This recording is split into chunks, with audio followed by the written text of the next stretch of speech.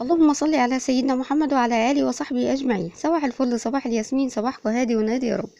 ازيكم يا بنات؟ عاملين ايه؟ يا رب تكونوا بخير. روتين جديد النهارده كده، هنعمل حاجات في المطبخ وكمان هنعمل القرص القمر اللي انتوا شايفينها دي. شايفين شكلها ازاي؟ تحفه ما شاء الله، حلوه قوي على الفطار. قبل بقى ما نبدا الفيديو ونشوف ورانا ايه، حابه اشكر اي حد دخل جديد عندي على القناه، واقول لكم شرفتوني ونورتوني. واي حد بقى بيشوف القناه جديد، بتمنى تشترك في القناه وعلى زر التنبيهات عشان يوصلكوا كل جديد انا بنزله على القناه. لايك بقى حلو زيكم. ونبدأ الفيديو، بس نسمي الله ونصلي على الحبيب المصطفى عليه أفضل الصلاة والسلام، ونشوف يومنا النهاردة هنعمل فيه ايه. يلا بينا. يومي بيبدأ يا بنات من بعد صلاة الفجر، يعني بصلي الفجر كده ويبتدي يومي.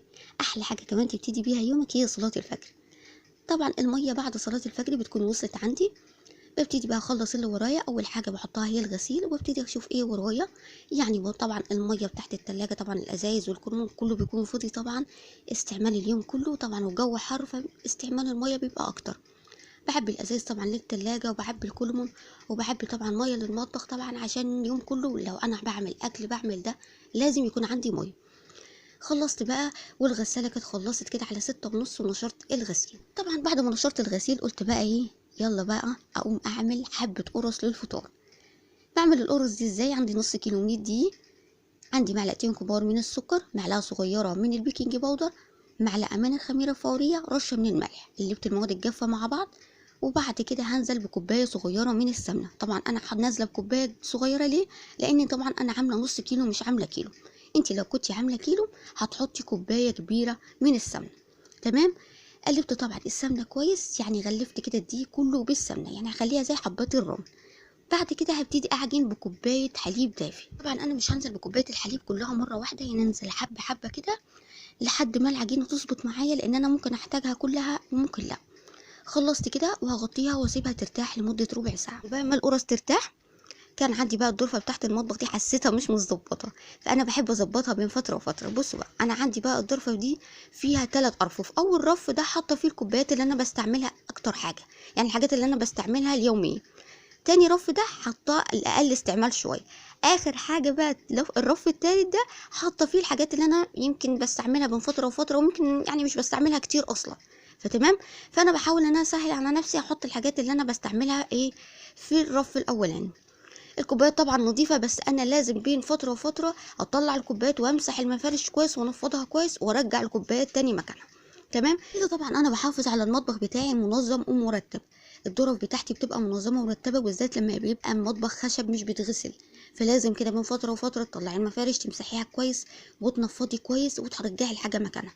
دايما كده خلي ظرفه في المطبخ الحاجات اللي انت مش بتستعمليها اصلا تحطيها فيها، على الاقل هتبقى منظمه ومش مكركبه.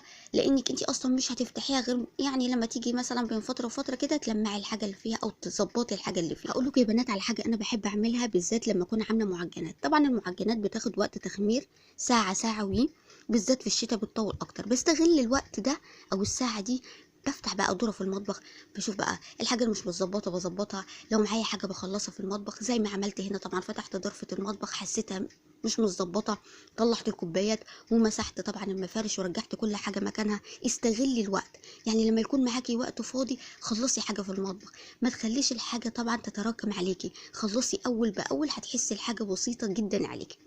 ما علينا يا بنات. كانت بقى القرص ارتاحت، وابتديت بقى اشكل القرص. يعني هعمل كده حبه ساده وهعمل حبه بسكر. طبعا الصينيه بتاعت القرص مش بتدهن، لان القرص فيها سمنه كفايه فمش هتلزق معاكي.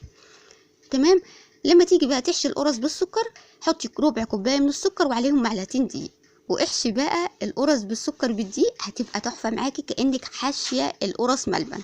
متقلقيش خالص من معلقتين الدقيق اللي حطيتيهم مع السكر، لان طبعا السكر هيسيح مع الدقيق وهيبقى طبعا زي الملبن، وطعم الدقيق مش هيبان خالص، هيختفي تماما.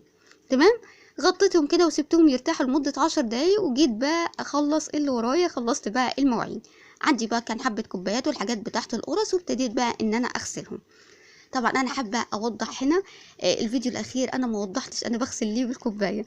فجاني اسئله كتير، انت ليه بتغسلي بالكوبايه؟ هو مفيش حنفيه؟ هو مفيش ميه؟ البنات عندي حنفيه وموجوده والحمد لله، بس المشكله ان الميه هي اللي مش موجوده. الميه ساعتين بس في اليوم، يعني من 5 الفجر ل7 الصبح، ساعتين بس. فانا بضطر طبعا ان انا بغسل مواعين زي ما انتم شايفين كده. فاول حاجه بعملها الصبح بقى ان انا بعد صلاه الفجر ان انا احط الغسيل، لان طبعا الغسيل لازم الغساله. فدايما كده الحاجه اللي انا بعملها اول حاجه بغسل الغسيل. فانا بس حبيت ان انا اوضح يعني الاخر فيديو ان انا ما وضحتش انا بغسل ليه بالكوبايه. مش معقوله طبعا الميه هتبقى واصله عندي واغسل بالكوبايه. تمام يا بنات. المهم القرص طبعا كانت ارتاحت وابتديت ان انا احطها في الفرن، وبعد كده استوت. شايفين شكلها ازاي؟ ما شاء الله تحفه، واللون بتاعها خطير بجد، رهيبه حلوه قوي يا بنات في الفطار، وما بتاخدش وقت يعني في التحضير اصلا، يعني مش زي المعجنات اللي بتاخد وقت في التخمير، لا سريعه جدا. سبتها على جنب كده لحد ما تبرد، وابتديت بقى المع المطبخ من بره. لازم انا المطبخ الخشب ده يا بنات يتلمع كل يوم. تمام. يعني احنا اتفقنا طبعا المطبخ الخشب مش بيتغسل. المقابض كده جبت سلكه وابتديت ادعكها كويس، وبعد كده جبت فوطه طبعا وابتديت امسح المطبخ من بره. تمام. المطبخ طبعا الخشب عايزه تحافظي عليه لازم ايدك فيه، يعني كده ايه تمسحي فيه وتنضفيه اول باول، هيبقى طبعا نظيف معاكي ومنظم ومرتب. يعني نخلص الحاجه، يعني عارفين يا بنات الحاجه لما بتبقى بنخلصها اول باول مش بنحس بيها. ما نخليش بقى المطبخ بقى الحاجه فيه فوق بعض واجي بعد كده انا اللي اتعب. خلي طبعا المطبخ مفيهوش كركبه كتير متظبط كده، هتسهلي على نفسك. تمام. بصي بنات المطبخ من بره كده ولمحته وخليته زي الفل. جيت بقى للرخامه. طبعا الرخامه دي بتتغسل يومي زي البوتاجاز وزي الحوض. غسلتها كويس جدا، وبعد كده نشفتها بفوط المطبخ. وبعد كده الحاجات اللي هي عليها طبعا لازم تتلمع، لان طبعا دي دايما عليها. وطبعا لما الواحد بيعمل اكل طبعا حاجه وقعت كده ولا كده فلازم تتلمع طبعا عشان كمان تحافظي عليها نظيفه. تمام يا بنات. شغل البيت يا بنات مش بيخلص، وبالذات المطبخ. يعني المطبخ ده طول ما انت واقفه بتخلصي ده وتعملي ده وتعملي ده وتخلصي الحاجه تبصي تلاقي حاجه تانية عايزه تتعمل. على الاقل دلوقتي في وقت ان انت بتخلصي الحاجه. هيجي بقى المدرسه، كل سنه وانتم طيبين، خلاص المدرسه على الابواب، يعني فاضل لها شهر وكده. هتحسي نفسك مضغوطه، طبعا اليوم بيبقى مضغوط، دروس ومدارس ومذاكرة، واصحي تصحي بدري بقى وتلبسي ده وتمشطي شعري ده وتحضري سندوتشات. اليوم بيبقى مضغوط. ربنا بقى يعيننا ويكرمهم بقى ونشوفهم احسن حاجة في الدنيا يا رب. خلصت بقى الرخامة وابتديت بقى ايه، غسلت البوتاجاز، واخر حاجة كان الحوض. وده بقى نهاية الفيديو يا بنات. بتمنى الفيديو يكون عجبكم، ولو عجبكم متنسوش اللايك والاشتراك في القناة. استودعكم الله والسلام عليكم ورحمة الله وبركاته.